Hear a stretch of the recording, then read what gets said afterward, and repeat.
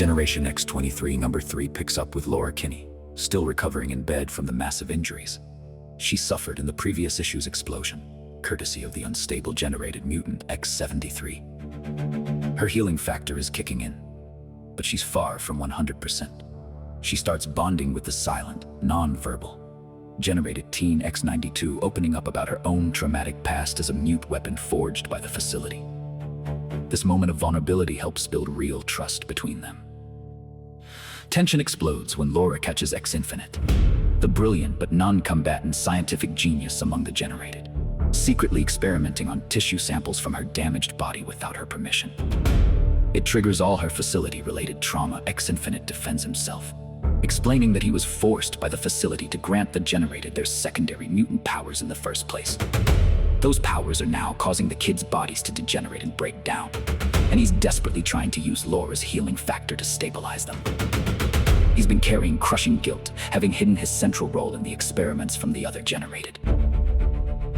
Laura doesn't buy it at first, and attacks. X-Infinite fights back surprisingly well with energy blades. But Laura ultimately takes him down in a brutal brawl that ends with an explosion.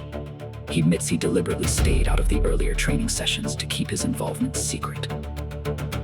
Meanwhile, on a lighter note, Gabby Kinney is having an impromptu slumber party with the shape-shifting generated X-99. They try to paint Gabby's claws with nail polish. X-99's powers would just erase it anyway. And her earlier attempts to send fake "all clear" reports to the facility were comically unconvincing. Then the facility launches a full-scale raid on the off-grid compound where the generated survivors have been hiding. The assault team includes regular soldiers plus a grotesque, unnamed cyborg woman. The generated put up resistance, but X-66 and X-74 go down fast. X-99 tries to impersonate Gabby, but gets busted. Gabby, realizing the facility wants captures more than kills and wanting to protect the non-combatants, quickly surrenders, leading to Kimura finally getting her hands on Gabby. During the chaos, Laura experiences another eerie time distortion. The seemingly dead X-80 briefly appears, cryptically telling her, "No, you're not there yet," before vanishing again. X-92 comes through in the clutch, rescuing Laura and the injured X-Infinite and guiding them to safety.